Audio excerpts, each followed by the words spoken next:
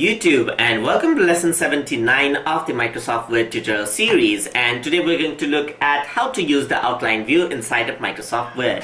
So for example, over here, when I type some text and press enter, type some text right here, press Control Enter, you can see that normal things are happening just like that. And I'm going to insert a page break right here. So let me just go to my layout section over here and then insert a page break right here. So let me go to next page right here, type in something over here and then go to breaks again and next page. So usually in my normal print view, what I can do is I can actually see the sections and everything else. But if I want to remove my page breaks, section breaks and so forth, then it is actually hard for me to do.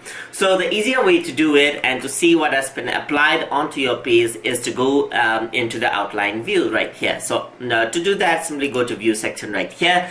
And you can actually see there are draft versions right here and so forth. So you simply go to outline view and draft view and you can see how the overall text actually changes. So you can see that these are the line of enters that I entered. So when I press enter, you can see that a new line is actually being entered.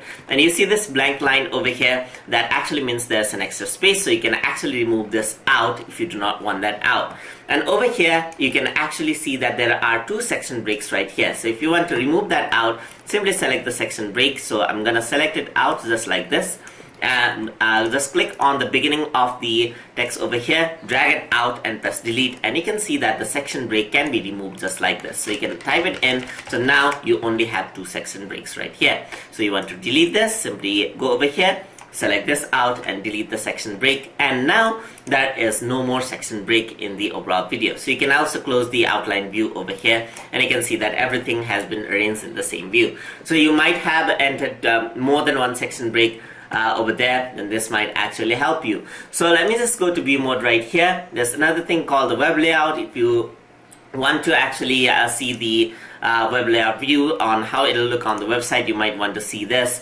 But over here, you're going to the draft view and the outline view. The outline view is where you get all of the details on how many lines are there. You can see that there's no line over here. You press enter, you can see that extra lines are actually being created. So you can actually use this to actually make sure that there are no extra lines and no extra section breaks or page breaks over there.